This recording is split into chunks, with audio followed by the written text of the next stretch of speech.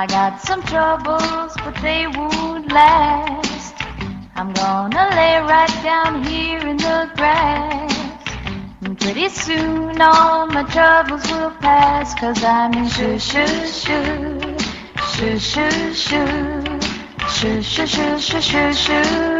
Town. I never had a dog that liked me some. Never had a friend or wanted one. So I just lay back and laugh at the sun, 'cause I'm in Sugar Town.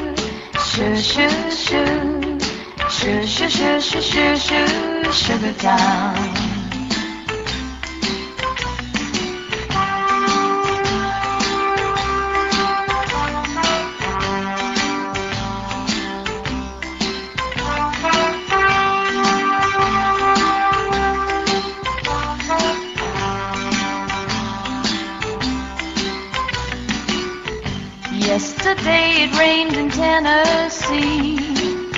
I heard it also rained in Tallahassee. But not a drop fell on little old me, 'cause I was in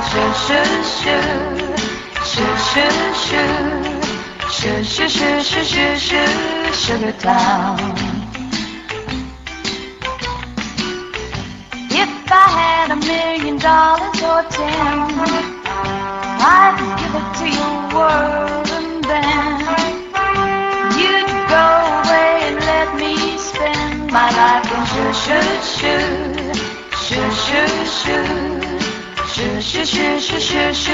Sugar Town.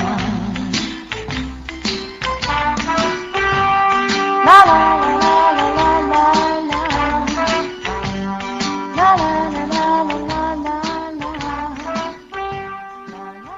And you are listening to 88.9 FM KUCI in Irvine. This is the Celluloid Lounge with Stacy, Davies. And tonight we are taking a look at the music of icon Nancy Sinatra. That was her singing her 1967 hit Sugar Town. And she has been gracious enough to call in to speak with us tonight. Nancy, are you there? I'm here. How are you? I'm just fine. How you doing, Stacy? Just great. Thanks so much for calling in. Are you on the West Coast or East Coast right now? I'm in L.A. now. Oh, good. So at least you're not up at 1 a.m. or something. Right. It's been a while. I was trying to remember when we saw each other last, and it was a summer, actually. Yeah, we did a show someplace, and you were sweet enough to come and see it. Yeah, well, you were sweet enough to invite me, and that was really nice. And I actually was one of the throngs of people down front, and when you were passing that microphone around for Sugar Town, and sang a little Sugar Town with you. And That's right, I remember. Yeah, it was I think you were the only one singing on key in the whole audience. Oh, you're so kind. I'm just going to let you believe that. Yeah, that was really fun. And I've just been so excited to have you on the show. It's been a long time. You've been busy. Yeah, I know. We've tried to do this for a while. I'm sorry about all the delays. I've been traveling a lot. No, that's quite all right. You've been in Europe promoting your new CD, California Girl, which is great. I have a copy here. Yeah, we did a bunch of rock fests, and just actually got back about a week ago from Vienna and London. We did an Elvis festival in Vienna, which was really fun. Oh, wow. Because we got to work with Elvis's band, so it was my band with Clem Burke and Gilby Clarke and Don Randy, all of my guys, plus James Burton and Ronnie Tutt and Jerry Sheff and Glenn D. Hart. Oh, my God. Elvis's band, and the Sweet Inspirations. So we had a blast. You had a party going on. Yeah, it was really fun. So were you singing Elvis covers, or what was... Well, I did, a lot of my show. I did about a half hour of my set, and then we did about 5 Elvis songs with the two bands combined, and it was really fun. We did Little Sister, and I love that one. Yeah, me too. It's always been one of my favorites. We've been doing a Little Less Conversation in our set. Actually, we had it in the set before it became a hit for Elvis again. Isn't that funny? In Europe, it was weird. I actually called Billy Strange on the phone, he lives in Nashville. He co-wrote A Little Less Conversation with Mac Davis. I said, is Elvis talking to us or something? What's going on? Exactly. Because You know, it was just too weird for words. It was like the Twilight Zone. Yeah, well, I think A Little Less Conversation, wasn't that from his film Live a Little, Love a Little? Was it? Yeah, I think don't so. remember. Well, I just remember loving the song. Yeah, but nobody really, it wasn't a huge hit for him when that movie, well, his last few films, you know, weren't real big draws at the theater, but that was a really great little song when that came out in that commercial. I was blown away that they had plucked that Elvis song really out of obscurity. I don't think most people have heard that song, had heard it up until then. But you did a good job on that one, I'm sure. It's very good. Clem is really the best rock drummer in the world today. I mean, he's fabulous. And, you know, he's with the Blondie band. He's actually, I tease him because I always tell him he's all he looks at is the back of a blonde head, no matter where he's working. Exactly. He's either got Debbie in front of him or me. But he seems to enjoy it, and he's just sensational, and he makes everything rock. Yeah. He puts a whole different edge to my music, which I really appreciate because it needed some updating. And well, was he in your band when you played out here at the Galaxy in Orange County? I think so, yeah. I think he was too. And I'll tell you, the song, you know, I took my friend Amy, and we knew all the songs, we were singing all the songs. And what I really loved is when you broke out into that hybrid of Son of a Preacher Man and the Eurythmics Missionary Man. Yeah, those are two songs. Well, Son of a Preacher Man was in one of my albums a long, long time ago, and I really like that song. And I love Dusty Springfield, of course. She was just wonderful. And then I love Annie Lennox, and the two just seem to fit because it's the mama telling the daughter not to mess with a missionary man, and then the answer to that is, but the only boy who could ever reach me is the son of a preacher man, and they just fit together. You know? They did. We loved it. Whose idea was that, putting those together? It was mine. God. It was mine, but are you going to release that?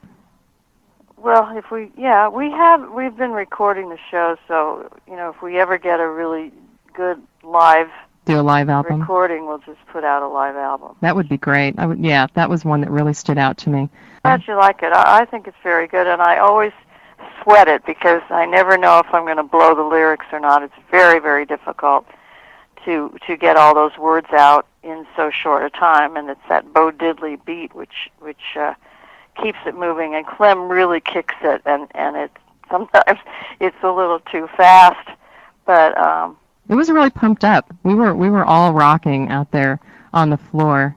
That's yeah, I noticed that. People do seem to like it, and it was funny because again, we put that in a long time ago before any of the stuff broke about the priests and everything abusing the children. And my daughter, as a matter of fact, when all of that broke in the news, she said, "Mom, do you think you should be doing that thing anymore? Because it's really, you know, it's really like you're doing it on purpose because of all the priests getting busted and all that." I said, "Well, you know, I don't want to take it out because it's really a nice piece of business. It's important for the pacing of the show." And well, it's not like you're Jane Fonda either. Well, but still, I felt bad, you know, because I thought, geez, you know, am I really it's hard. Capitalizing or exploiting, I guess is the word. Am I really exploiting that situation and those children? Because I don't want to do that. You know what? I would have never thought of it. Yeah, leave it to my kids. You know, they're very, very critical of me. They want to make sure that I don't do anything wrong. Yeah, the kids see everything that we don't see. That's for sure. Well, I want to play, you know, we're broadcasting here from a college campus, and a lot of the people who listen are students here, and I know that they all, when you hear the name Nancy Sinatra, the first thing that everybody thinks of course, is These Boots Are Made for Walking, because that was what really put you on the map. But you have so many more songs and have had so many other hits as well. I really want to get to as many of those as I can, and kind of tell people, too, that, you know, you had your start actually in films. I know that back in, I think it says somewhere that like your first TV appearance was with your dad, Frank Sinatra, and Elvis Presley in 1959, right? Wasn't that a benefit or something, or Elvis was coming back to town? No, it was a special for Timex, and it was the watchmakers, and it was Elvis coming out of the Army. Uh-huh. And it was my dad and Sammy Davis and Elvis and Joey Bishop and me. Mm-hmm. And I was scared to death, but, you know, you do what you got to do to get started. That was, and then I did another, I did an Ed Sullivan show that year as well, so it was a big year for me at 18 or 19. Yeah, and what were you singing? Do you remember? Were they covers of the day? You know, I can't remember right now. On the Ed Sullivan show, I did, I can't remember. It was a country thing. Okay. And then another one was a Shirley Temple thing. Really? I was into the real goody two-shoes stuff in those days, you know. Yeah, Shirley Temple. As a matter of fact, we have a big thread going on the Sinatra family website about what I'm calling Bubblegum Girl, which is the collection of songs that I have. It's about 35 songs from before Boots. And because I recorded for a few years, several years before Boots came out, and mm-hmm. I had some hits around the world, nothing in the United States at all until a song called So Long Babe, which was in 1965. So, but the thread that's going on, I'm giving away this collection of these songs. Go ahead, let me break it. It's so funny because the people don't know what they are, but I have them guessing. It's a guessing game. It's mm-hmm. really cute. So it's uppermost in my mind at this point. It's funny you would bring that up. But yeah, there were a lot of songs, a lot of good ones too. Well, and that's the thing, is that I think a lot of those haven't been heard. I know that you, well, whose idea was it to get involved into films and music? Was it something you always wanted to do? No, not really acting, because I thought I was a really bad actor. I was really bad.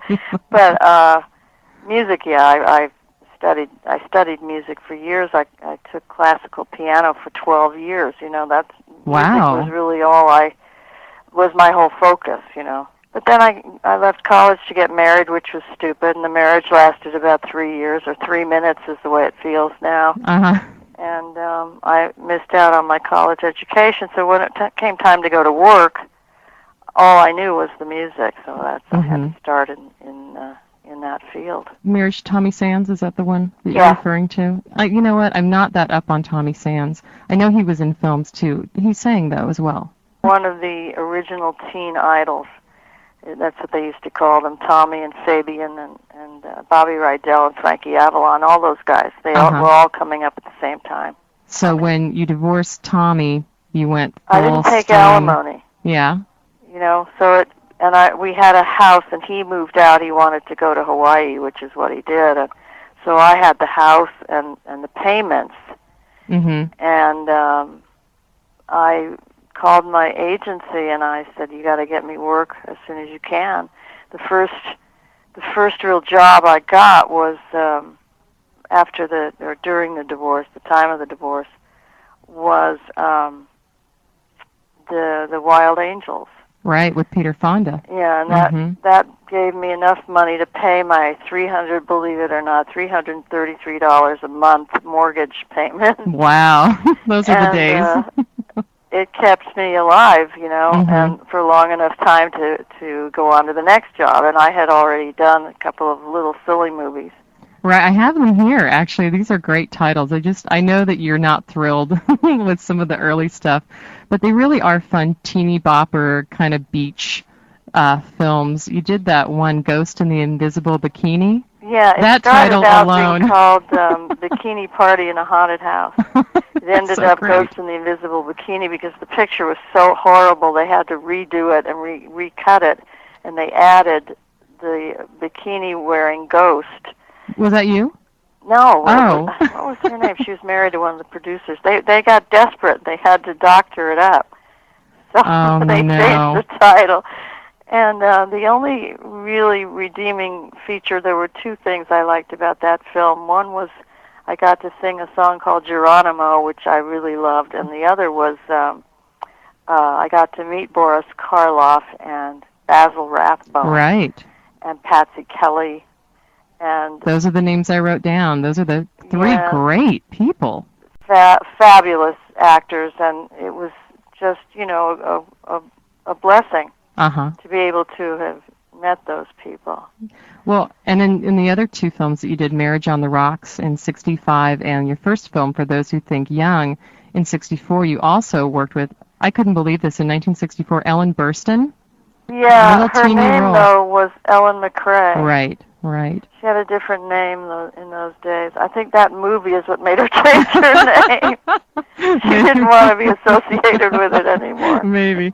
Well, Paul Lynde, Tina Louise, Bob Denver in that one, James Darren. Yeah, it was wow. Very cute. Pam Tiffin. Yeah. It was a very cute movie. I make fun of it, but it really was very sweet. And probably fun to make, so you know. And it was based on the Pepsi commercials of the day, which were now it's Pepsi for Those Who Think Young.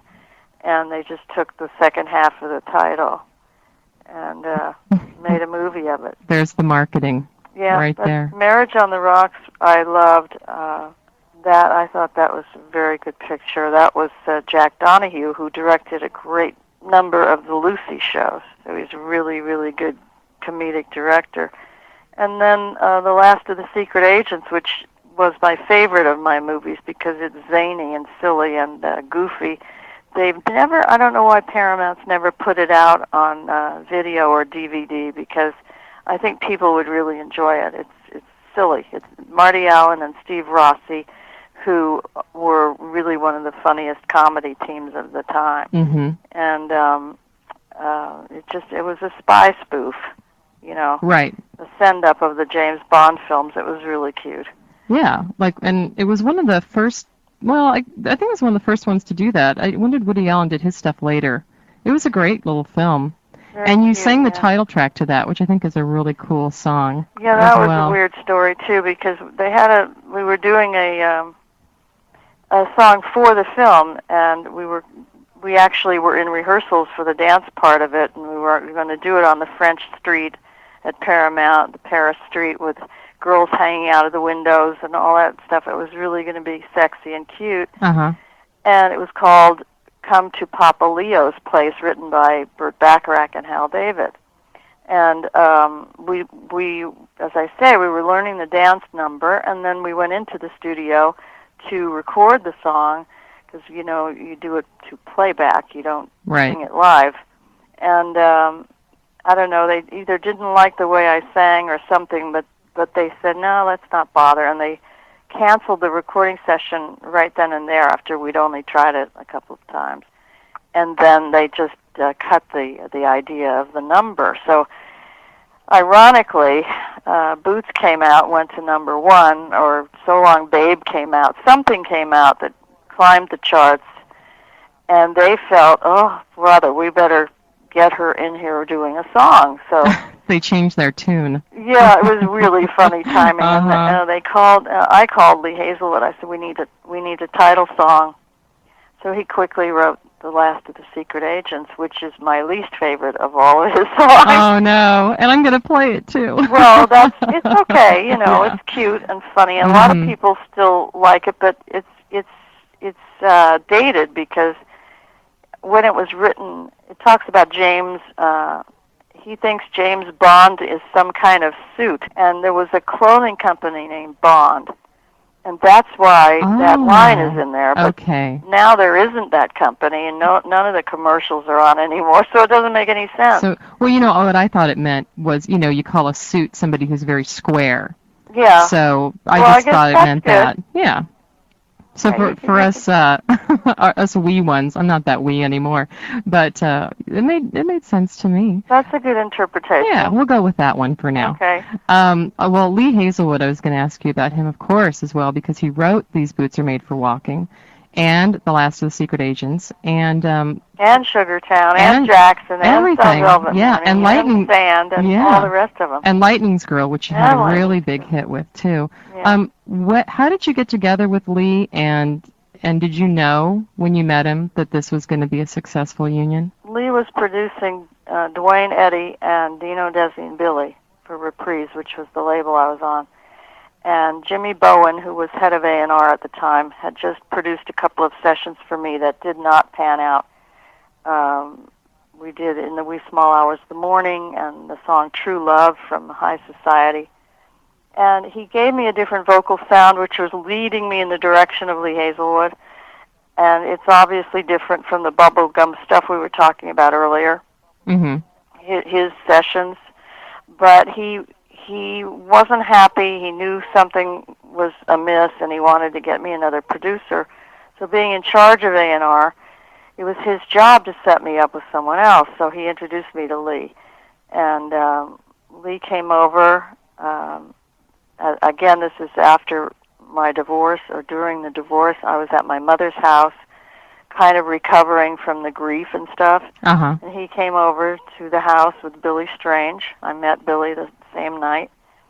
And he sat down with his guitar, and he started to play me these songs. And I fell in love with the song Boots, and it only had 2 verses, though. And I said, you got to make it longer. It's too short, you know. Mm-hmm. He said, well, I just throw that at you, but, you know, I wasn't serious about it. I sing that myself on stage. I said, well, you shouldn't, because it's mean coming out of your mouth. You know, you don't walk all over a girl with your big, heavy, clunky boots. Right. So. But for a girl, it's hot. Yeah. I said, this is for me. And I said, but you need to write another verse. And she said, oh, just like that, huh? I said, yeah, just like that. Just go home and write another verse. So it kind of got swept aside for a little bit, and we recorded So Long Babe.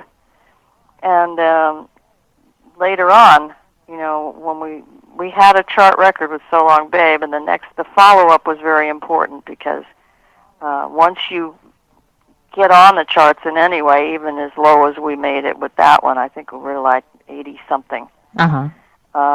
But it's still, you know, it's still saying a lot to even get that high. Sure. And once you get on the charts, you're kind of paving the way, and you've got to really hit a home run with the next record. So it came time to do the next one, and I just said, we've got to do the one about the boots. And Lee said, okay, and he had The City Never Sleeps at Night as well, which he thought was the A-side. Because, you know, it was very timely. And I said, no, it's not the A-side. And so we cut the track, and I was still saying Boots is the A-side, because the track by itself, that's a quarter-tone bass line, what you hear there. And it can only be done on a fretless bass. It can't be copied unless a person knows how to play an upright bass that has no frets. And also there was another bass player. That was Chuck Berghofer. Then the other bass player is the very famous Carol Kay of the Wrecking Crew. Carol Kay played that. She plays bass with a pick. And really? So you hear the ding, ding, ding, ding quarter tone line from the acoustic upright bass, and then you hear the bang, bang, bang. You hear Carol Kay kick in with her pick. So it was just a great track. And Jimmy Gordon, he's been in jail forever, the poor guy. He was the drummer on the song. And yeah. We had 3 or 4 guitar players, and we had 13 people on that session, and it was recorded on the 13th of something. And so Lee gave us watches. When Boots went to number 1, he gave us watches with only the number 13, because he felt that 13 was so important to that. That was the lucky number. Yeah, it really was. Yeah. And it took a lot of convincing, but once they heard the track, I think they realized what they had.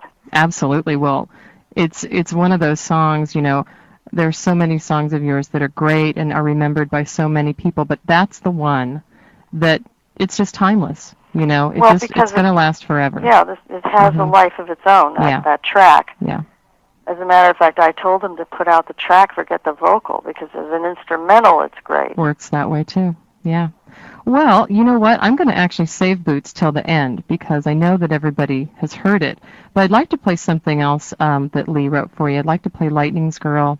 Okay. And I'd also like to play Last of the Secret Agent. So if you could hold on a second, everybody can get a little treat. Okay, when you listen to Lightning's Girl, and you hear that crazy guitar in the middle, and all that noise in the middle, you can only imagine how tough it is to try to copy that in a live performance.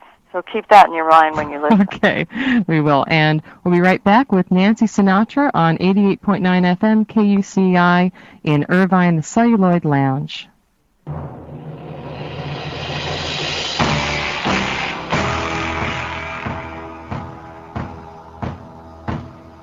I told you that I'm lightning's girl, but you keep hanging around.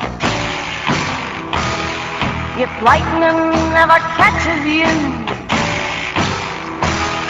he's got to put you down.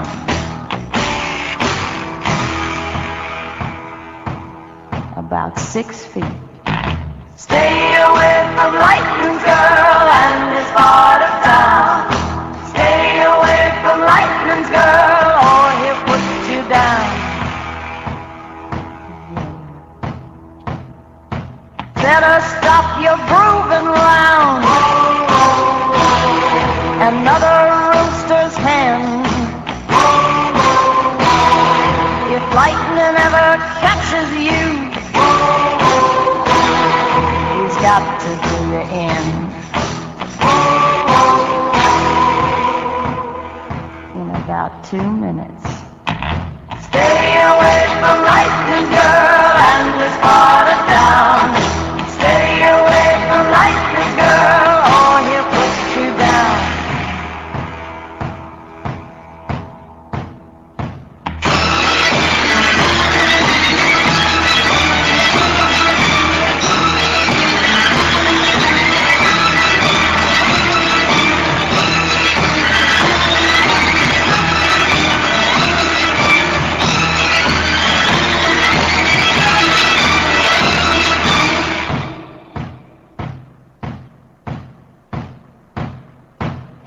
Comes lightning down the street,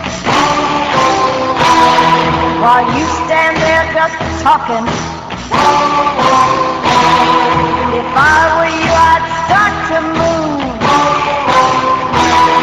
and tell my story of walking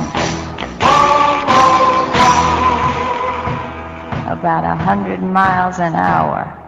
Stay away from lightning, girl, and this part of town. Stay away from lightning, girl, or he'll put you down. Stay away from lightning, girl. Stay away from lightning, girl. Stay away from lightning, girl.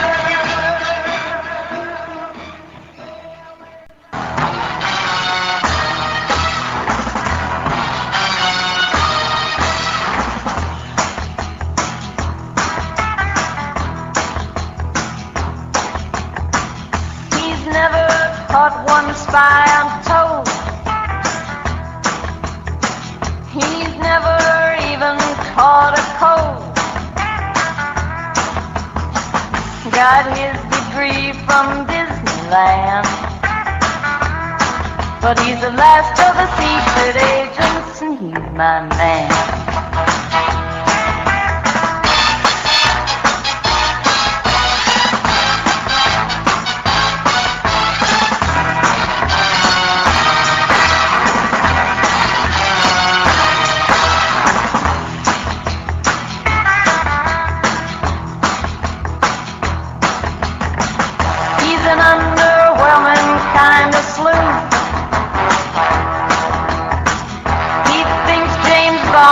Some kind of suit. He's farther back than an also ran, but he's the last of the secret agents, and he's my man.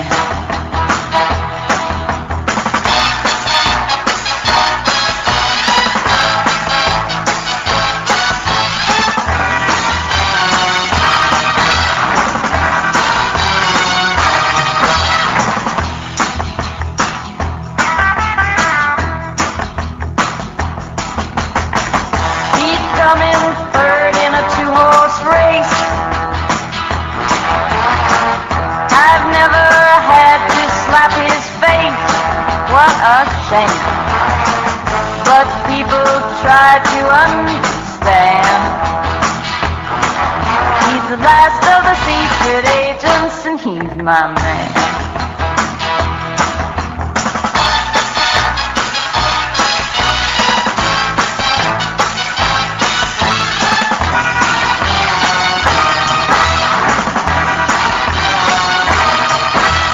last of the secret agents. He's my man.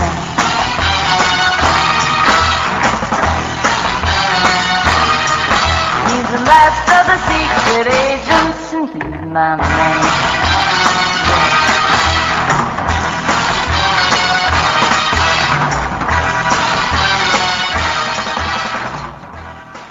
And you're listening to 88.9 FM, KUCI in Irvine. This is the Celluloid Lounge with Stacy Davies. And tonight we are looking at the film music and the pop charting music of icon Nancy Sinatra. She has been lovely enough to call in this evening to talk to us and give us some of the little vignettes and the history behind these songs. Nancy? Hi. Hi there. Can you like listening to all that music again? Oh, yeah, I love those songs. I know you told me when we spoke before that you never get sick of singing Boots. No, I never get sick of singing any of those things. They're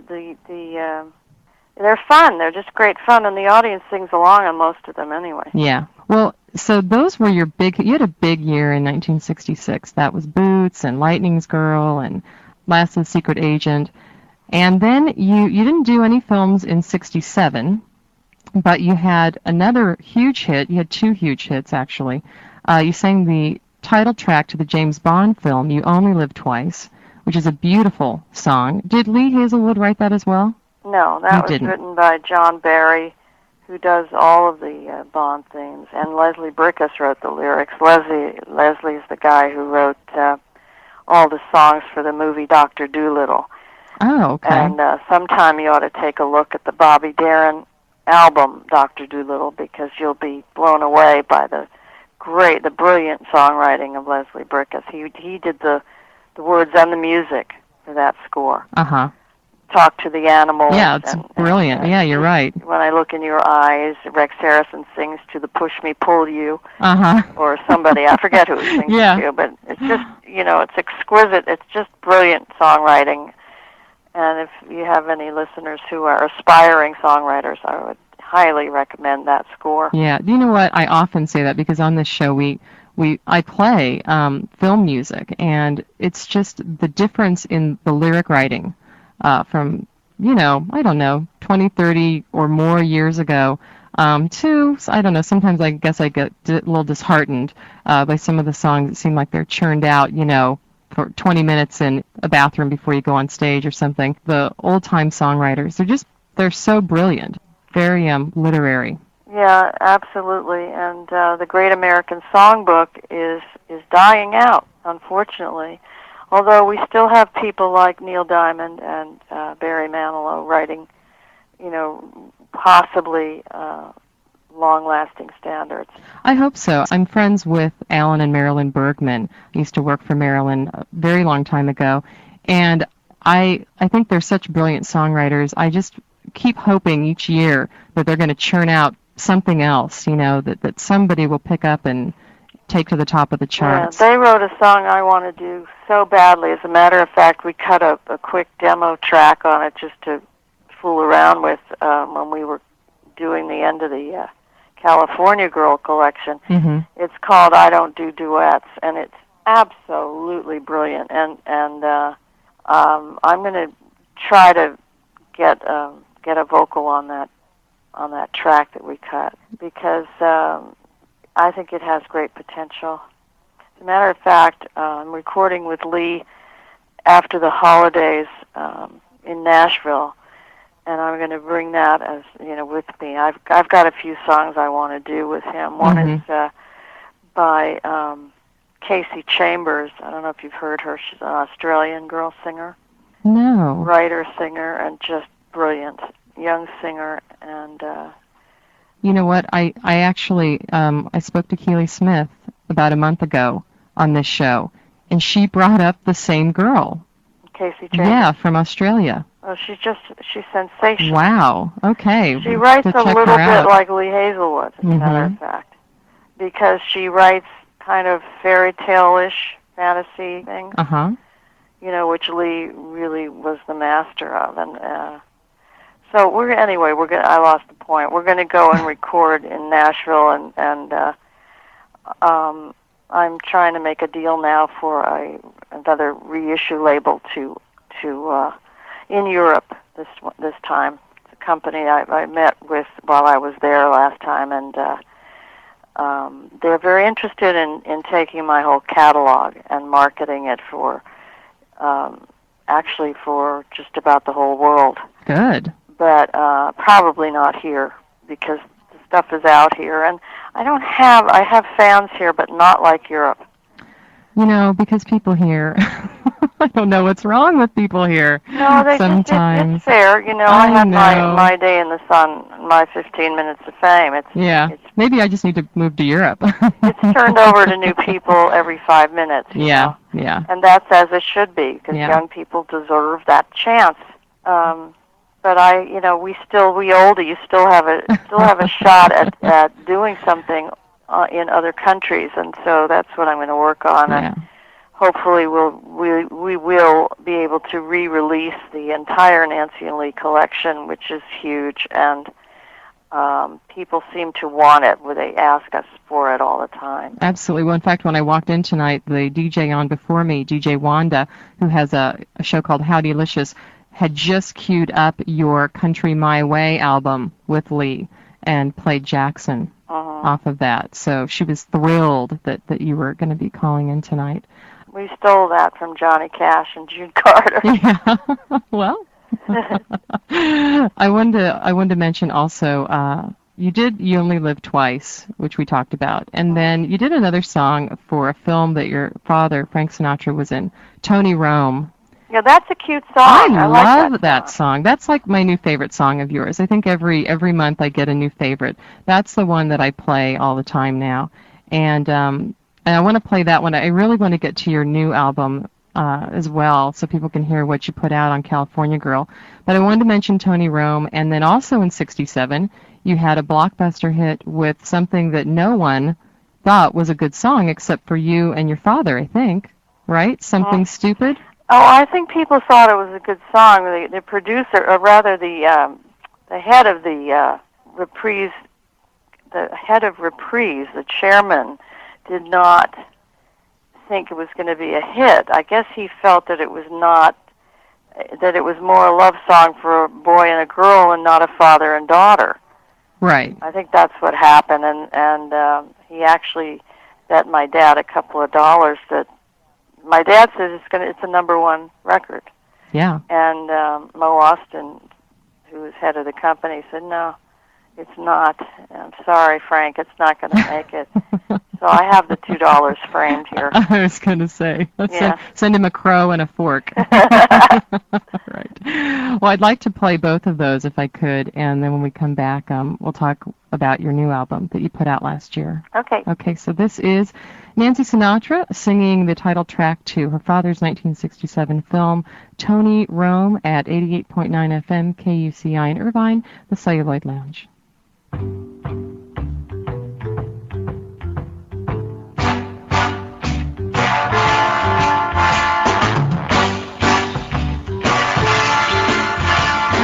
Mothers, lock your daughters in.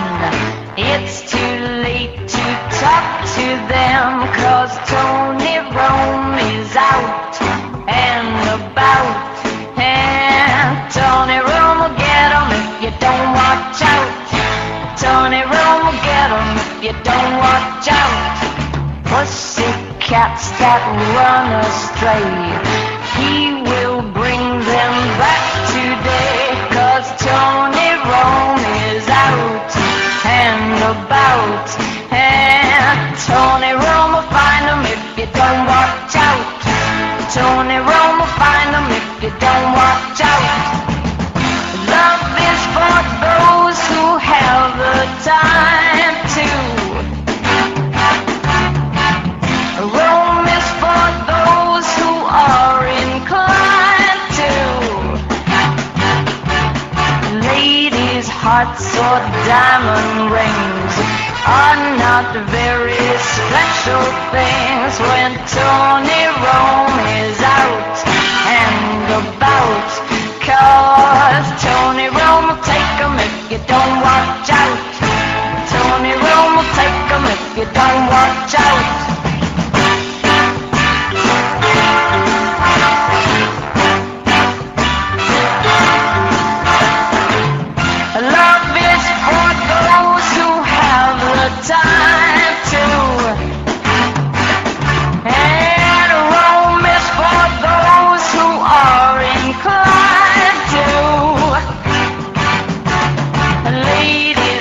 hearts or diamond rings are not very special things when Tony Rome is out, yeah, and about. 'Cause Tony Rome will grab 'em if you don't watch out. Tony Rome will take 'em if you don't watch out. Watch out!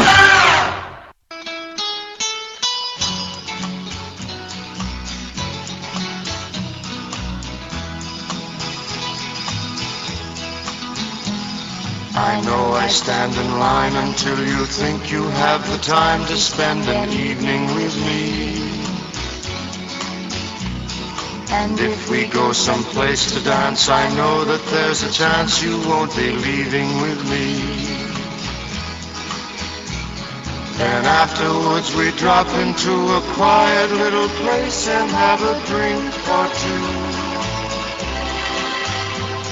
And then I go and spoil it all by saying something stupid like I love you. I can see it in your eyes that you despise the same old lies you heard the night before. And though it's just a line to you, for me it's true and never seemed so right before.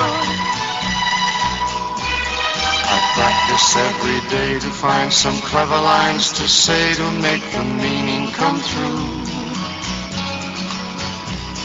But then I think I'll wait until the evening gets late and I'm alone with you. The time is right, your perfume fills my head, the stars get red and oh the night's so blue. And then I go and spoil it all by saying something stupid like I love you.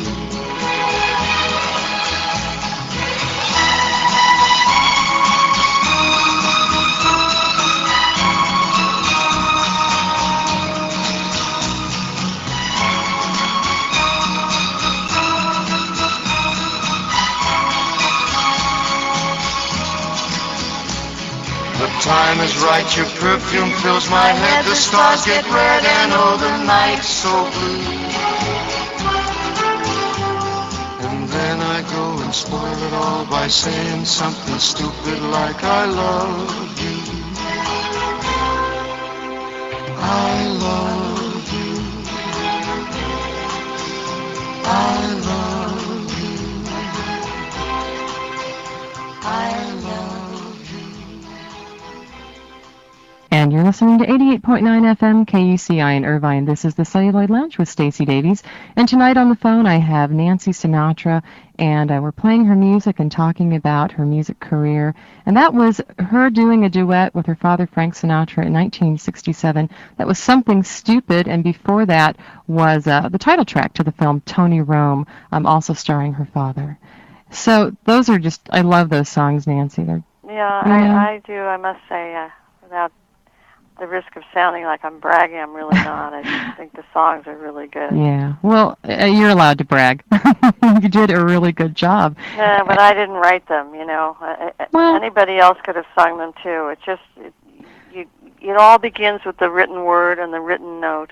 I agree. I agree that the writing, you know, is 3/4 of the battle, but also, you know, interpretation is equally as important. And I could have sung those songs, and believe me, they would not have charted.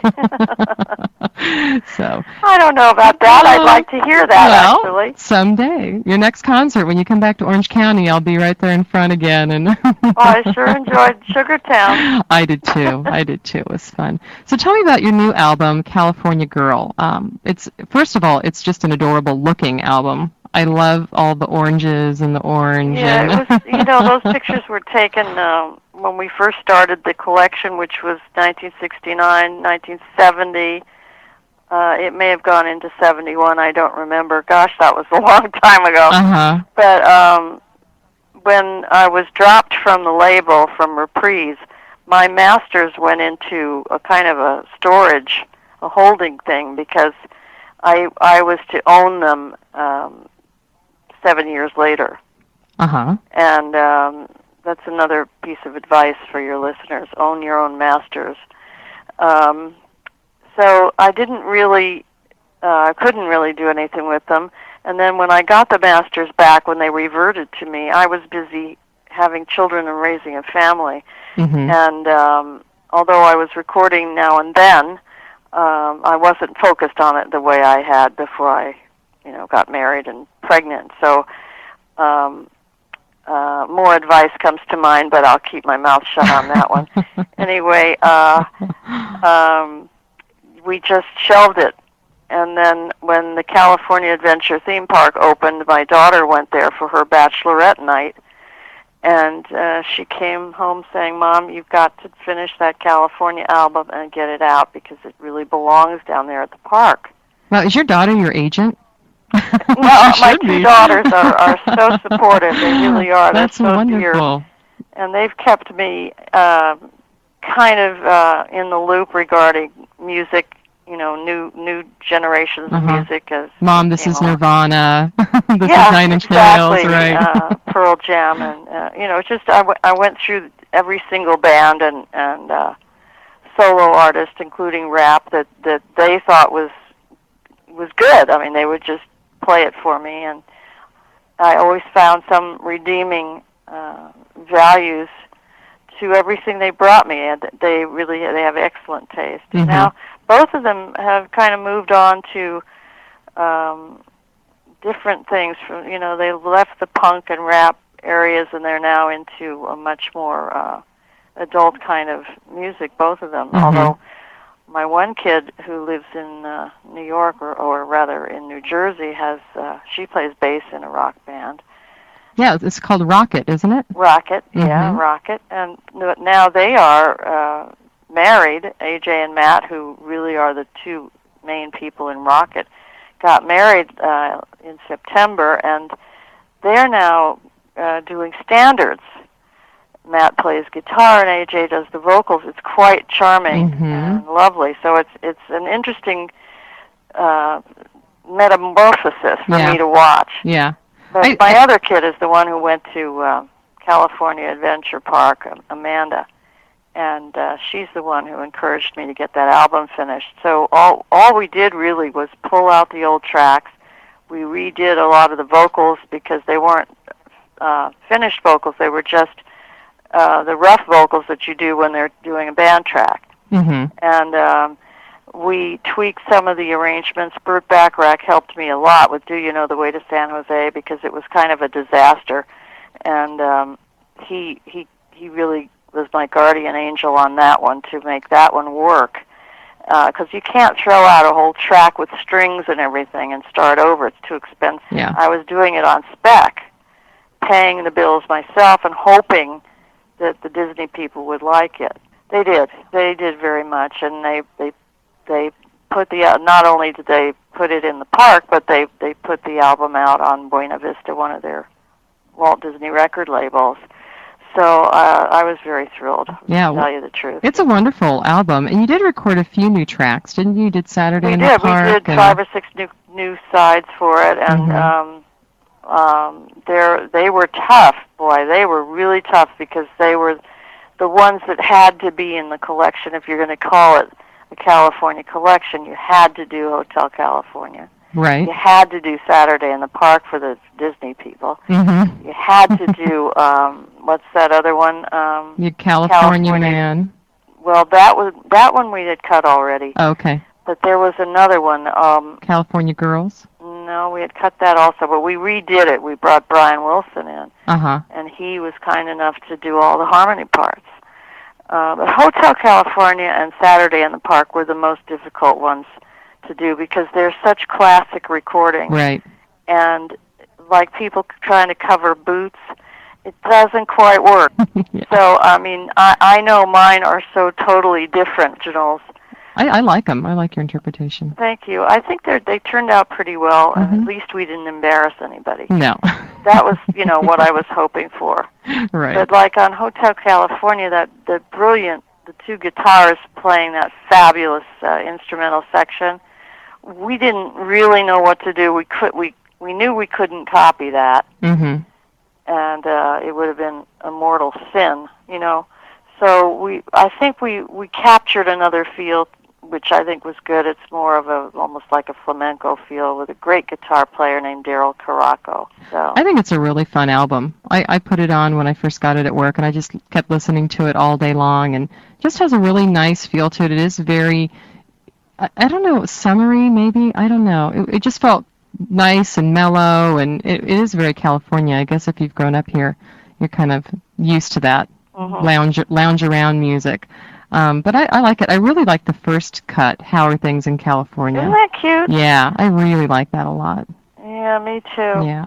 I think I'm going to play that, actually. Okay, my favorite on the whole collection, there are two favorites. I love Cuando Calienta el Sol. I think that's a beautiful song, and it's been one of my favorites forever. And then the real absolute killer song to me, and again I'm speaking of the writing, by Albert Hammond and Hal David is Albert Hammond is the one who wrote Unchained Melody, by the way. And Hal David does all those great songs with Burt Bacharach. Didn't he do what's the one from Butch and Sundance? Everybody's Talking.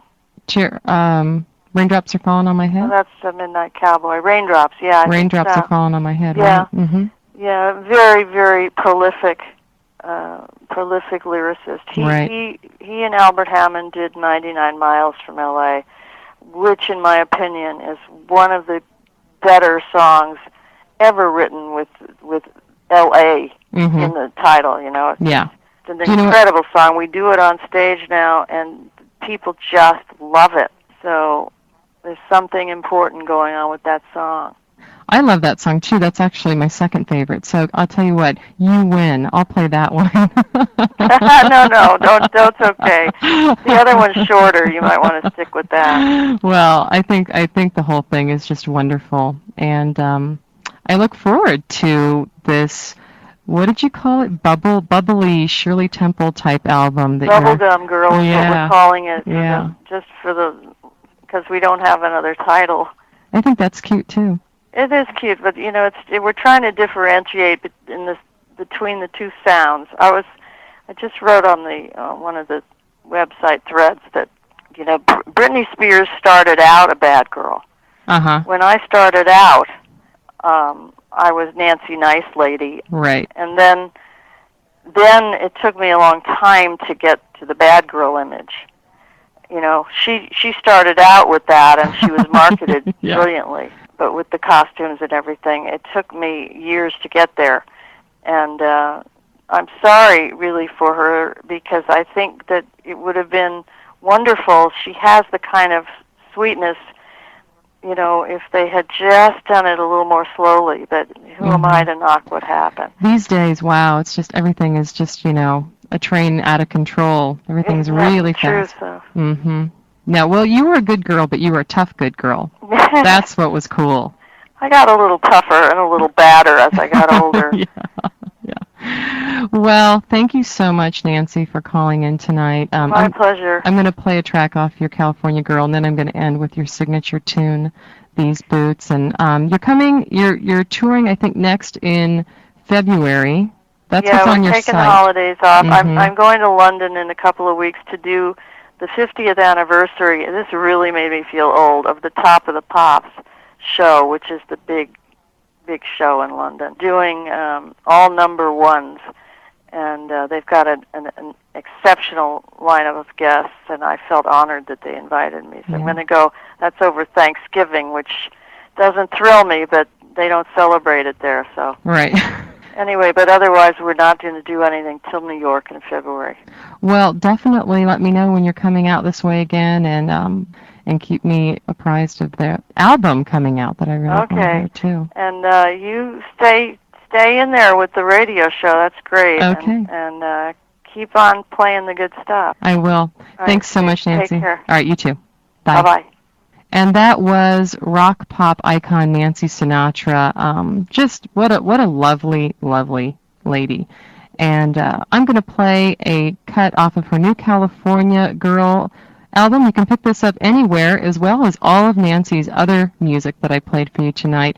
Definitely go pick up either a compilation album of hers, or go find that old vinyl stuff, like her Sugar album, and How Does That Grab You? They're just wonderful. And right now you're going to hear, I think I will actually play the first track because the one that Nancy loves, 99 Miles from LA, is 5 minutes long. And now here is How Are Things in California, Nancy Sinatra at 88.9 FM, KUCI in Irvine, the Celluloid Lounge with Stacy Davies.